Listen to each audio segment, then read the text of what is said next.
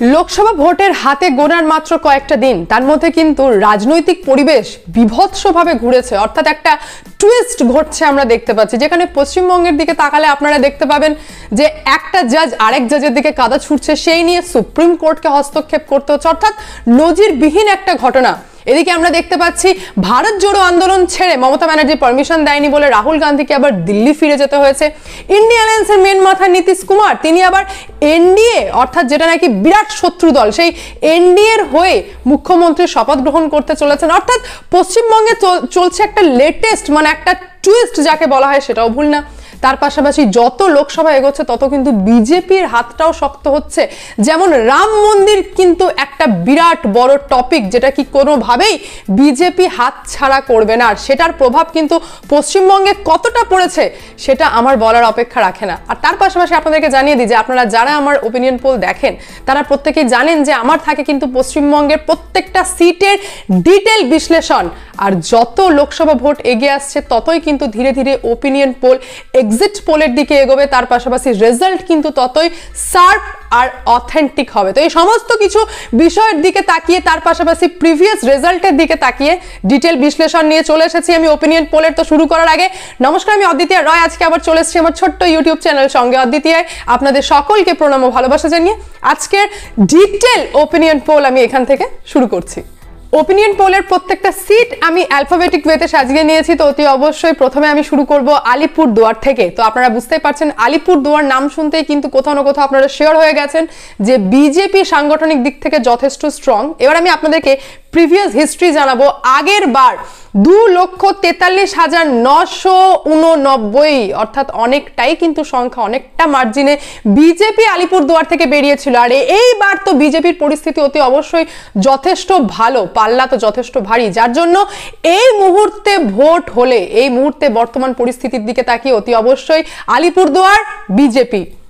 Next আমি যাব Arambagh seat. আরামবাগকে নিয়ে আপনারা বুঝতেই পারছেন যে অপরূপা পোদ্দার প্রচুর পরিমাণে অ্যান্টি ইনকামবেন্সি, বেশ কিছু র্যালি আমরা দেখতে পেয়েছি শুভেন্দু অধিকারীর দিক থেকে। তার পাশাপাশি একটা ইঙ্গিত পেয়েছি, সেটা হচ্ছে কালকে হুগলি থেকে হুঙ্কার দিয়েছেন শুভেন্দু অধিকারী যে 1,30,000 ভোটে আমি আরামবাগ থেকে বিজেপিকে বার করব। অর্থাৎ আরামবাগ থেকে বিজেপি নাকি 1,30,000 ভোটে জিততে পারে। তাহলে আমি প্রিভিয়াস হিস্ট্রি দেখব। প্রিভিয়াস ইতিহাস বলছে যে মাত্র 1142 ভোটে আগের বার তৃণমূল কংগ্রেস আরামবাগ থেকে বেরিয়েছিল। সেটা হচ্ছেন আপনারা প্রত্যেকেই জানেন অপরূপা পোদ্দার, যার নামে কিন্তু এখন একদমই পরিস্থিতি ভালো না। এখন আরামবাগে অপরূপা পোদ্দার বললেই প্রচুর পরিমাণে অ্যান্টি ইনকামবেন্সি, একটা লোকও ওনার সাপোর্টে কথা বলেন না। আর তার পাশাপাশি আরামবাগের বেশ কিছু লোকের সাথেও আমি কিন্তু হোয়াটসঅ্যাপের মাধ্যমে যোগাযোগে রয়েছি। তো সুতরাং অতি অবশ্যই এখন ভোট হলে আর বর্তমান পরিস্থিতির দিকে তাকিয়ে আরামবাগ বিজেপি। নেক্সট আমি যাব আসানসোলের ইতিহাস কি বলছে। আসানসোলের ইতিহাস বলছে যে আগের বার আসানসোল থেকে বেরিয়েছে 1,97,637 ভোটে বিজেপি। আপনারা এটাও জানেন যে তখন কিন্তু ছিলেন বাবুল সুপ্রিয়, এখন বাবুল সুপ্রিয় চলে গেছেন তৃণমূল কংগ্রেসে। অর্থাৎ একটা কাটায় টক্কর কিন্তু আমি দেখতে পাচ্ছি। তার পাশাপাশি সূত্র মারফত এটাও জানা যাচ্ছে যে বিজেপির দিক থেকে ক্যান্ডিডেট হতে পারেন অগ্নিমিত্রা পল। আর অগ্নিমিত্রা পল যে গ্রাউন্ডে নেমে কি পরিমাণ লড়াই দেন সেটা কিন্তু আমার বলার অপেক্ষা রাখে না, আপনারা প্রত্যেকেই জানেন।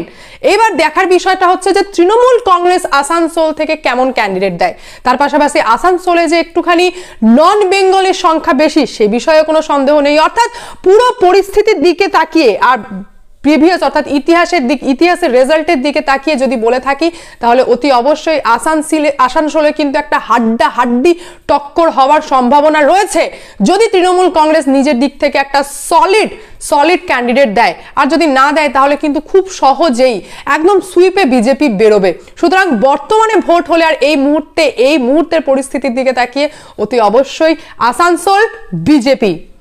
নেক্সট আমি যাব বহরমপুরটা হচ্ছে বিশাল একটা সিট, যেটাকে নিয়ে কংগ্রেস কিন্তু চরম কনফিডেন্ট। যেমন আমরা অধীর রঞ্জন চৌধুরীকে বলতে দেখেছি যে ইন্ডিয়া অ্যালায়েন্সে মমতা ব্যানার্জি আমাকে বহরমপুর আর মালদা সিট ছাড়ার কে, এটা তো আমাদেরই সিট, তার বাইরে কি দেবেন সেটা বলুন। অর্থাৎ এটাই বলার চেষ্টা করছি আমি যে অধীর চৌধুরীর মধ্যে বহরমপুরকে নিয়ে একটা চরম কনফিডেন্স রয়েছে, একটা ভালো পরিমাণ কনফিডেন্স রয়েছে। কিন্তু কিন্তু কিন্তু এতদিনের ওপিনিয়ন পোলে কিন্তু আমি বরাবর কোনো রকম তর্ক না করে বলে গেছি কি যে এখানে কিন্তু কংগ্রেসই জিতছে। এবার বিষয়টা হচ্ছে যে বহরমপুরের লোকাল মানুষের মনে কিন্তু আর সেইভাবে অধীর রঞ্জন চৌধুরী নেই। বেশ কিছু লোক তো পরিষ্কারভাবে বলছেন যে লাস্ট 5 বছরে অধীর রঞ্জন চৌধুরী আসেইনি, দেখাই করেনি, অধীর রঞ্জন চৌধুরীকে নাকি রাস্তায় দেখাই যায়নি। সুতরাং বহরমপুরে অধীর রঞ্জন চৌধুরী বিষয় বেশ কিছু লোকের মনে কিন্তু রয়েছে প্রচুর পরিমাণে অ্যান্টি ইনকামবেন্সি। যদিও শুভেন্দু অধিকারী আবার সঙ্গে সঙ্গে চ্যালেঞ্জ ছুড়ে দিয়েছেন অধীর রঞ্জন চৌধুরীকে যে সেখান থেকে অধীর রঞ্জন চৌধুরীকে আমি হারাবই, অর্থাৎ বহরমপুর থেকে বিজেপির দিক থেকে একটা সলিড ক্যান্ডিডেট দেওয়ার কথা রয়েছে। আর যদি সত্যি বিজেপির দিক থেকে একটা সলিড ক্যান্ডিডেট দিয়ে দেওয়া হয় তাহলে কিন্তু খুব সহজেই আপনারা প্রত্যেকেই বুঝতে পারছেন যে ভোট কাটাকাটিতে খুব সহজেই কিন্তু বহরমপুর থেকে তৃণমূল কংগ্রেসও বেরিয়ে যেতে পারে। অর্থাৎ এই সিটটাকে নিয়ে একটা মানে অদ্ভুত রকম একটা জটিলতা তৈরি হয়েছে যে বহরমপুরে কি হবে, কারণ মানুষের মনে কিন্তু সেইভাবে আর অধীর রঞ্জন চৌধুরী নেই।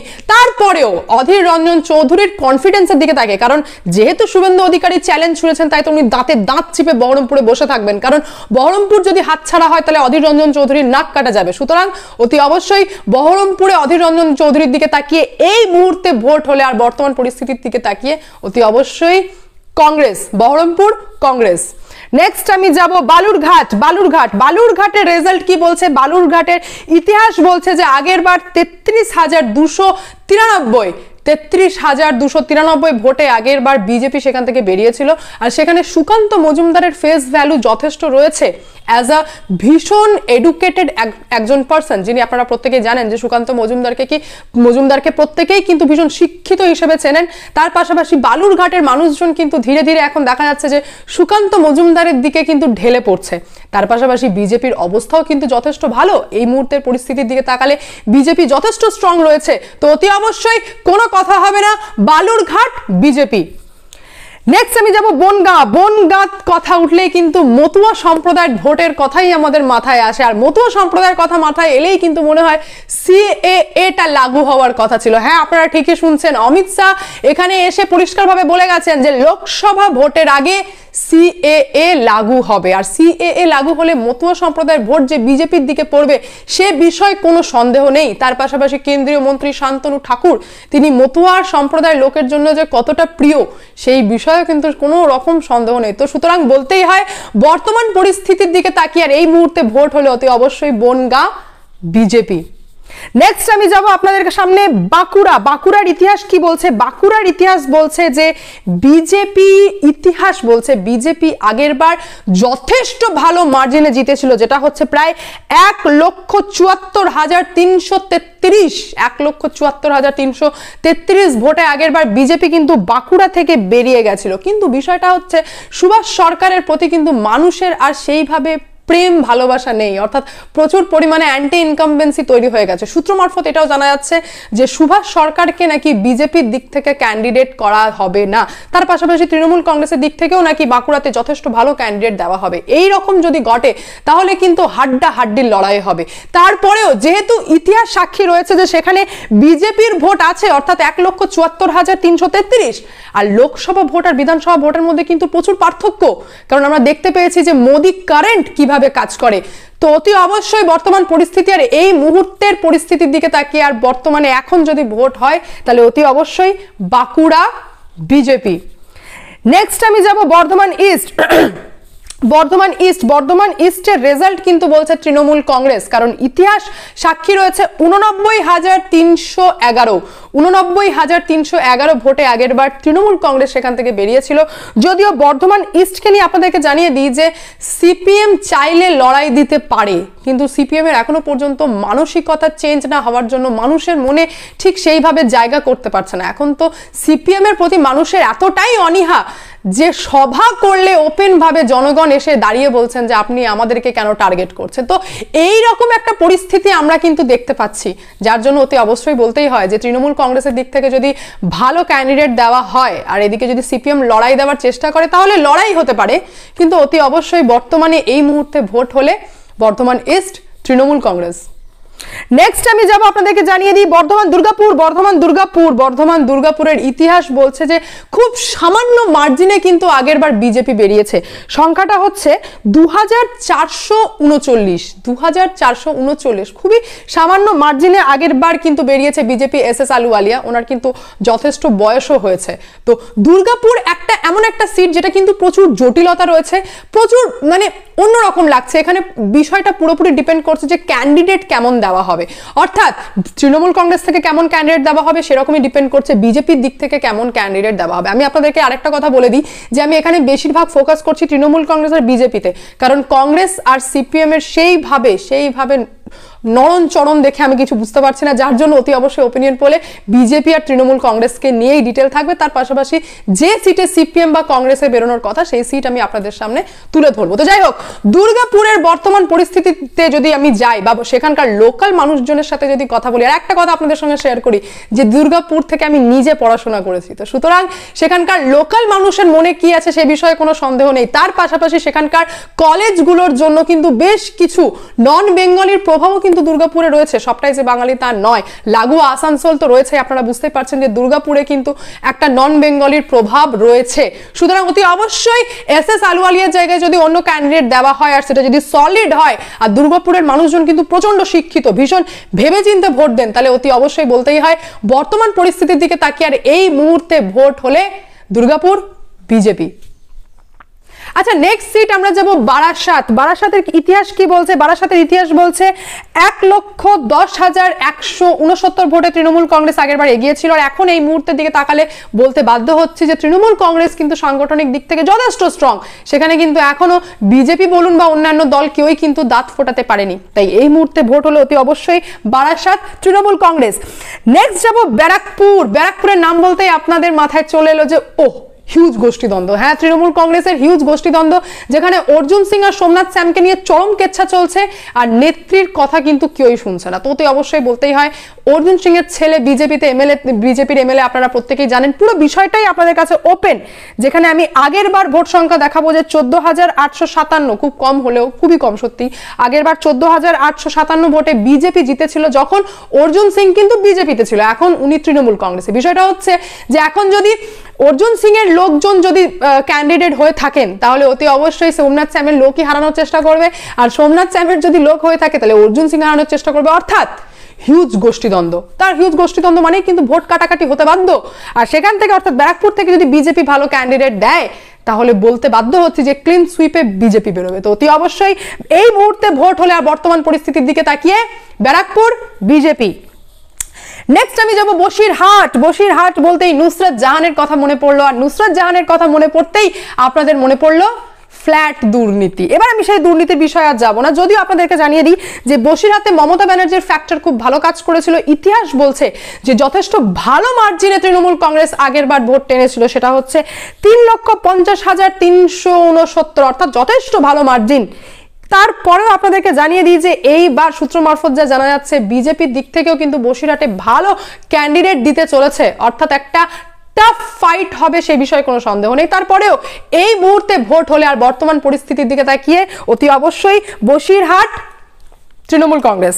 নেক্সট আমি যাব বীরভূম যে বীরভূমে অনুব্রত মণ্ডল অর্থাৎ কেষ্টদার একটা হিউজ দাপট চলে, যে কেষ্টদার জন্য মমতা ব্যানার্জিকে কোনোদিনই বীরভূম বোলপুর এই সমস্ত সিট নিয়ে মাথা ব্যথা করতে হয়নি।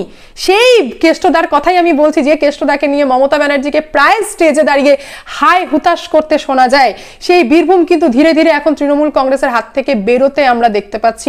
কিছুতেই তৃণমূল কংগ্রেস ঠিক করতে পারছে না যে কার হাতে দায়িত্ব দিলে আমাকে আর সেই সিটের দিকে ঘুরে তাকাতে হবে না। এতদিন পর্যন্ত দায়িত্ব ছিল কাজল শেখের হাতে, এখন সেই দায়িত্ব কেড়ে নিয়ে অন্য কাউকে সিলেক্ট করা হচ্ছে, অর্থাৎ একটা খিচিমিচি পরিস্থিতি চলছে। তারপরেও ইতিহাস আপনাদেরকে জানিয়ে দিই যখন তৃণমূল কংগ্রেসের হিউজ দাপট, যখন দুধকুমার মণ্ডল মার্কেটে আর এদিকে অনুব্রত মণ্ডলের একটা চরম, মানে অনুব্রত মণ্ডল বলতেই একদম সেই কেঁপে উঠত বীরভূম, সেই মুহূর্তেও আপনাকে জানিয়ে দিই মাত্র 88,924 ভোটে তৃণমূল কংগ্রেস বেরিয়েছিল। আর দুধ কুমার মণ্ডল এদিকে 5 লক্ষের উপর ভোট টেনেছিল। অর্থাৎ প্রথম থেকেই বীরভূম সিট যে বিজেপির দিকে হেলে সে বিষয়ে কোনো সন্দেহ নেই। আর এই মুহূর্তের পরিস্থিতি তো পুরো ঘুরে গেছে, যেখানে দুধ কুমার মণ্ডল কিন্তু আবার ফুল ফর্মে। এখন বলতেই হয় যে যদি বীরভূম থেকে দুধ কুমার মণ্ডলকে বিজেপির দিক থেকে টিকিট দেওয়া হয়, আর শতাব্দী রায়কে তো নিয়ে বলবোই না ইতিহাস, কারণ ওনার ইতিহাস 2014 থেকে যদি আমরা রেকর্ড দেখি তাহলে বরাবর পার্সেন্টেজ হিসেবে ওনার এগেনস্টে অ্যান্টি ইনকামবেন্সি বাড়ছে আর পার্সেন্টেজ নামছে। 2014তেই ওনার 10% কমে গেছিল, তারপর ধীরে ধীরে 7% কমছে, 14% কমছে, অর্থাৎ কমতেই থাকছে। সুতরাং এটাও পরিষ্কার যে তৃণমূল কংগ্রেস কিন্তু এইবার শতাব্দী রায়কে টিকিট দিয়ে রিস্ক নেবে না, আর বিজেপির দিক থেকে হাইলি চান্স যে দুধ কুমার মণ্ডলকেই টিকিট দেবে। সুতরাং এই মুহূর্তে ভোট হলে আর বর্তমান পরিস্থিতির দিকে তাকিয়ে বীরভূম বিজেপি। নেক্সট আমি যাব বিষ্ণুপুর সৌমিত্র খাঁ, যিনি আগের বারে রেকর্ড বলছে ৭৮,০৪৭ ভোটে জিতেছিলেন। কনফিডেন্স সৌমিত্র খাঁয়ের যে তিনি পরিষ্কার জানাচ্ছেন যে এইবার মার্জিন আরো বাড়বে। সুতরাং এই মুহূর্তে ভোট হলে অতি অবশ্যই বিষ্ণুপুর বিজেপি।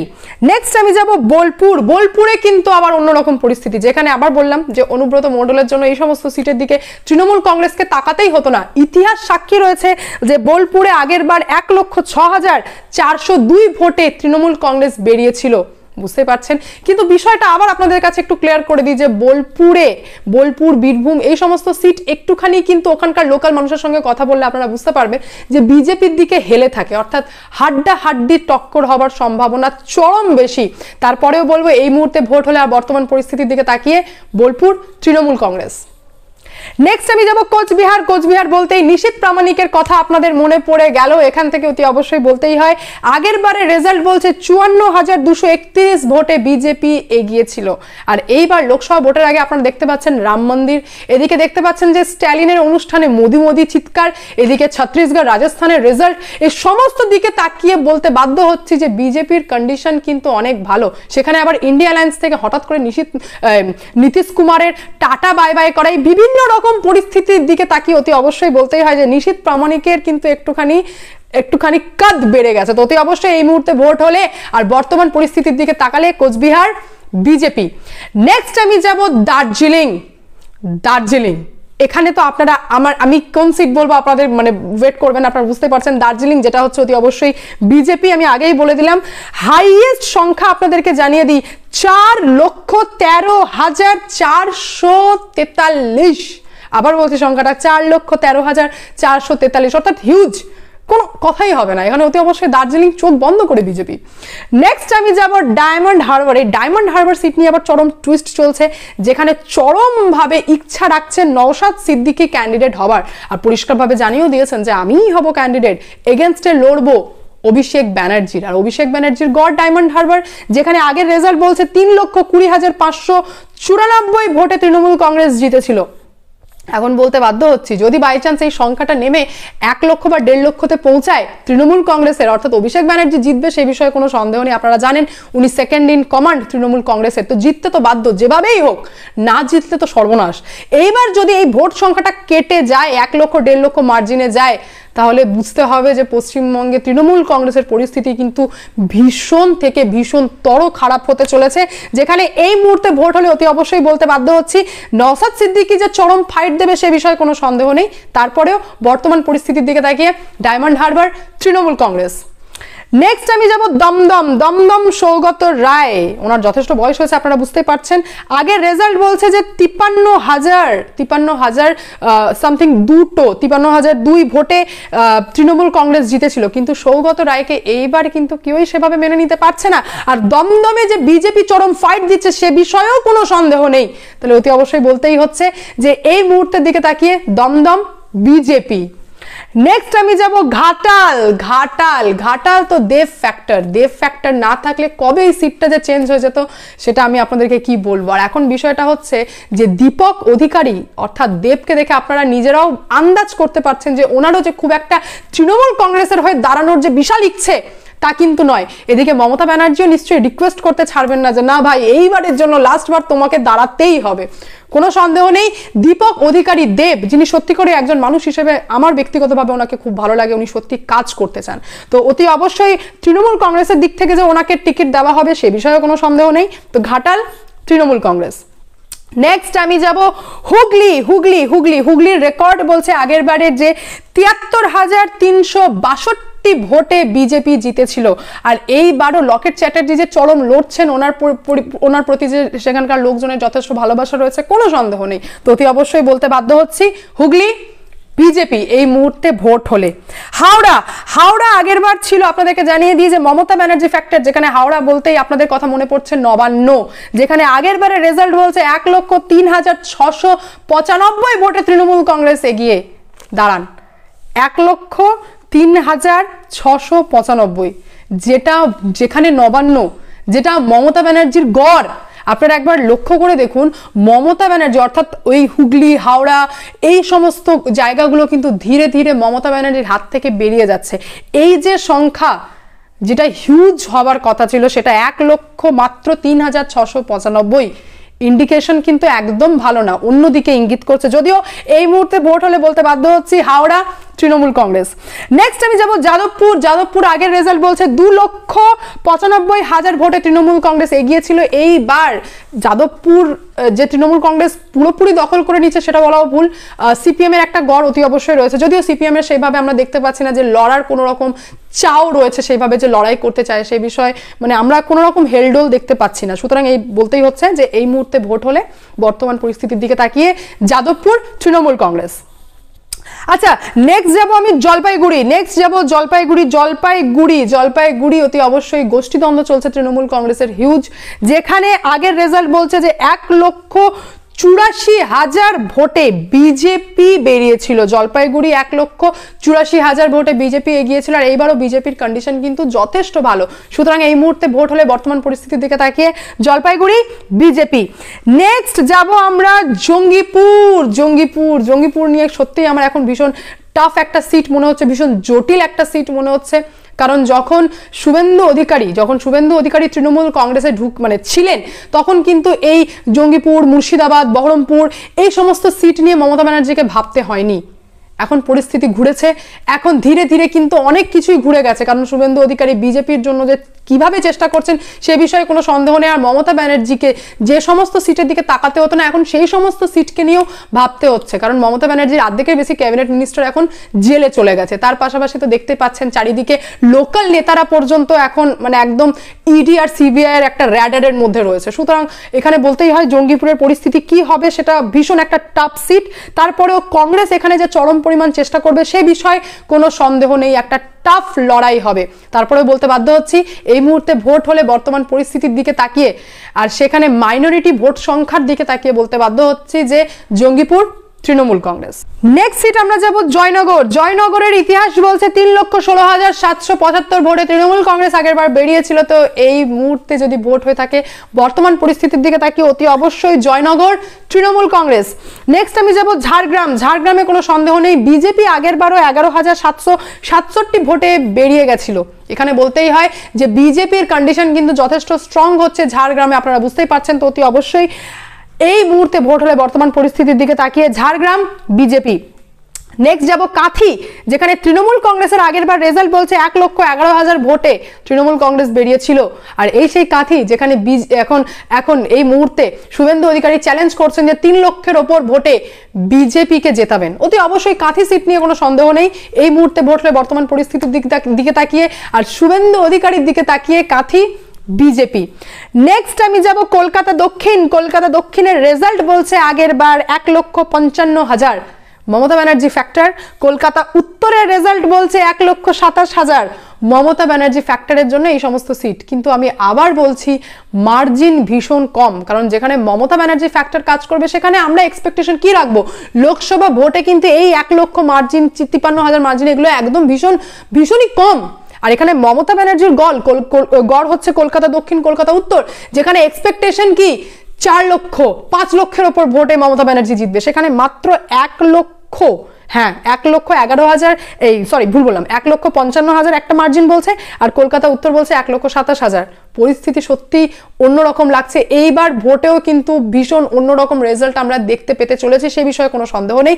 তারপরেও বলছি এই মুহূর্তে ভোট হলে বর্তমান পরিস্থিতির দিকে তাকিয়ে কলকাতা দক্ষিণ, কলকাতা উত্তর মমতা ব্যানার্জির জন্য তৃণমূল কংগ্রেস। নেক্সট আমি যাব কৃষ্ণনগর, মহুয়া মৈত্র, যেনাকে এখন আর দেখাই যায় না, তিনি কিন্তু এখন ধীরে ধীরে গুটিয়ে ফেলেছেন নিজেকে। আগের বার 63,000 ভোটে তৃণমূল কংগ্রেস বেরিয়েছিল, এইবার একদমই চান্স নেই, যেখানে পঞ্চায়েত ভোট কিন্তু আমরা দেখতে পেয়েছি কি হয়েছে নদিয়াতে, তো সেই বিষয়ে কোনো সন্দেহ নেই। কৃষ্ণনগর অতি অবশ্যই এই মুহূর্তে ভোট হলে, বিজেপির কন্ডিশন যেহেতু দুর্দান্ত এখন লোকসভা ভোটের আগে দেখতে পাচ্ছি, তো অতি অবশ্যই কৃষ্ণনগর বিজেপি। নেক্সট আমি যাব মালদা দক্ষিণ, যেখান থেকে কংগ্রেস আগেরবার খুবই সামান্য মার্জিনে অর্থাৎ 8,200 মার্জিনে বেরিয়ে গেছিল, সেই মালদা দক্ষিণ যেটাকে নিয়ে কিন্তু ইন্ডিয়া অ্যালায়েন্সে চরম ঝামেলা। আপনাদেরকে বললামই যে বহরমপুর আর এই মালদা সিটকে নিয়ে কংগ্রেস নিজেদের ব্যক্তিগত সিট ভাবেন যে সেখান থেকে বেরোতে কোনো সন্দেহ নেই, তো অতি অবশ্যই অধীর রঞ্জন চৌধুরীর দিকে তাকিয়ে মালদা দক্ষিণ এই মুহূর্তে ভোট হলে কংগ্রেস। নেক্সট আমি দেবো মালদা উত্তর। মালদা উত্তরে আগের বার ভোট কাটাকাটিতে আপনাদের নিশ্চয়ই মনে আছে যে ভোট কাটাকাটিতে 84,288 মার্জিনে বিজেপি বেরিয়ে গেছিল, আর এই মুহূর্তে আমি বলতে বাধ্য হচ্ছি যদি সত্যি সেইভাবে ক্যান্ডিডেট দেওয়া হয় তাহলে ভোট কাটাকাটি কিন্তু এইবারও হবে, যার জন্য বর্তমান পরিস্থিতির দিকে তাকিয়ে অতি অবশ্যই মালদা উত্তর বিজেপি। নেক্সট আমরা সিট যাব মথুরাপুর। মথুরাপুরের রেজাল্ট আগের ইতিহাস বলছে যে 2,03,974 ভোটে তৃণমূল কংগ্রেস বেরিয়েছিল, তো অতি অবশ্যই বলতেই হয় এই মুহূর্তে ভোট হলে মথুরাপুর তৃণমূল কংগ্রেস। নেক্সট যাব মেদিনীপুর। মেদিনীপুরে আগের বার যদি দেখি তাহলে 88,952 এতটা ভোটের মার্জিনে বিজেপি বেরিয়েছিল, তো অতি অবশ্যই মেদিনীপুরের এখনো পর্যন্ত পরিস্থিতি বিজেপির সাংগঠনিকভাবে যথেষ্ট স্ট্রং রয়েছে, তো এই মুহূর্তে ভোট হলে বর্তমান পরিস্থিতির দিকে তাকিয়ে মেদিনীপুর বিজেপি। নেক্সট আমি যাব মুর্শিদাবাদ। আগের রেজাল্ট বলছে, মুর্শিদাবাদের আগের রেজাল্ট বলছে 2,26,417 এই ভোট মার্জিন কিন্তু মমতা ব্যানার্জির এরিয়াকেও ছাপিয়ে গেছে। 2,04,732 ভোটে তৃণমূল কংগ্রেসই মুর্শিদাবাদ থেকে বেরিয়েছিল, যে মুহূর্তে মুর্শিদাবাদ বহরমপুর এই সমস্ত সিট কিন্তু শুভেন্দু অধিকারী নিজে দেখতেন, তো ওই সিটে আগের বার যেহেতু তৃণমূল কংগ্রেস বেরিয়েছিল, তো এই মুহূর্তে মাইনরিটি ভোটের দিকে তাকিয়ে অতি অবশ্যই বলতে হয় যে বর্তমান পরিস্থিতি মুর্শিদাবাদ তৃণমূল কংগ্রেস। নেক্সট আমি যাব পুরুলিয়া। পুরুলিয়া আগের বার বিজেপি যথেষ্ট মার্জিনে বেরিয়ে গেছিল, সেটা হচ্ছে 2,04,732, যথেষ্ট ভালো। এইবারও অতি অবশ্যই বর্তমান পরিস্থিতির দিকে তাকিয়ে এই মুহূর্তে ভোট হলে পুরুলিয়া বিজেপি। নেক্সট যাব রায়গঞ্জ। রায়গঞ্জ যেটা আগের বার হচ্ছে আপনাদেরকে জানিয়ে দিই 60,574 ভোটে, কম মার্জিনে 60,574 ভোটে বিজেপি বেরিয়ে গেছিল, এইবার কিন্তু মনে হচ্ছে ক্যান্ডিডেট সলিড হবে আর মার্জিন বাড়বে, সুতরাং অতি অবশ্যই রায়গঞ্জ বিজেপি। নেক্সট আমি যাব রানাঘাট। রানাঘাট আগের বার 2,33,424 ভোটে বিজেপি বেরিয়ে গেছিল, এই মুহূর্তে অতি অবশ্যই বলতেই হয় যে ভোট হলে রানাঘাট বিজেপি। নেক্সট যাব শ্রীরামপুর। ইতিহাস বলছে 98,536 ভোটে আগের বার তৃণমূল কংগ্রেস বেরিয়েছিল, অতি অবশ্যই বর্তমান পরিস্থিতির দিকে তাকিয়ে রানাঘাট শ্রীরামপুর তৃণমূল কংগ্রেস। নেক্সট আমি যাব তমলুক। তমলুকের নাম নিতেই আপনারা বুঝতেই পারছেন যে শুভেন্দু অধিকারী, আর আপনাদেরকে একটা বড় তথ্য দিয়ে দিই যে দিব্যেন্দু অধিকারী কিন্তু খুব তাড়াতাড়ি দল ছাড়তে চলেছেন আর বিজেপিতে জয়েন করতে চলেছেন, এরকম একটা খবর কিন্তু ধীরে ধীরে আকাশে বাতাসে উড়ে বেড়াচ্ছে, সূত্র মারফত জানা যাচ্ছে, সুতরাং অতি অবশ্যই বলছি এই মুহূর্তে ভোট হলে আর বর্তমান পরিস্থিতির দিকে তাকিয়ে তমলুক বিজেপি। নেক্সট আমি যাব উলুবেড়িয়া। আগের রেজাল্ট বলছে 2,15,359 ভোটে তৃণমূল কংগ্রেস বেরিয়েছিল, তো অতি অবশ্যই সাংগঠনিক দিক থেকে উলুবেড়িয়া তৃণমূল কংগ্রেস যথেষ্ট স্ট্রং রয়েছে, তাই অতি অবশ্যই বলছি যে এই মুহূর্তে ভোট হলে বর্তমান পরিস্থিতির দিকে তাকিয়ে উলুবেড়িয়া তৃণমূল কংগ্রেস। আশা করছি আপনাদের সামনে আমি পশ্চিমবঙ্গের প্রত্যেকটা সিটের যাকে বলা হয় পুঙ্খানুপুঙ্খ বিশ্লেষণ অর্থাৎ ডিটেলে আপনাদের সামনে তুলে ধরতে পেরেছি, ইতিহাসও তুলে ধরেছি, আগের রেজাল্ট কি বলছে সেটাও তুলে ধরেছি, আর বর্তমান পরিস্থিতি কি বলছে সেটাও তুলে ধরেছি। এখন আপনাদেরকে আরেকটা কথা জানিয়ে দিই যে যতই ইন্ডি অ্যালায়েন্সটা ধীরে ধীরে উইক হচ্ছে ততই কিন্তু বিজেপি আর এনডিএর জন্য বিষয়টা চরম স্ট্রং হয়ে দাঁড়াচ্ছে, সে বিষয়ে কোনো সন্দেহ নেই। আর এই যে নীতিশ কুমারের হঠাৎ করে ইন্ডিয়া অ্যালায়েন্সকে টাটা বলে বিজেপিতে অর্থাৎ এনডিএর সাথে জয়েন হওয়া, এটা কিন্তু একটা বিরাট বড় সড়ো ইম্প্যাক্ট ফেলতে চলেছে লোকসভা ভোটের, সে বিষয়ে কিন্তু একদমই কোনো সন্দেহ নেই। তাই অতি অবশ্যই আপনাদের সামনে আমি খুব তাড়াতাড়ি ভেবেছি যে গোটা ভারতের অর্থাৎ 543টা সিটের ডিটেল বিশ্লেষণ নিয়ে আসবো, যার জন্য অলরেডি আমি চরম পরিমাণে খাটছি, প্রচুর তথ্য জোগাড় করার চেষ্টায় আমি লেগে রয়েছি, যার জন্য 543টা সিট যেন চেষ্টা করব যে একদম অথেন্টিক ভাবে আপনাদের কাছে চেষ্টা করি 99% যেন মিলে যায়, সেরকম একটা ওপিনিয়ন পোল আনার খুব শীঘ্রই চেষ্টা করছি।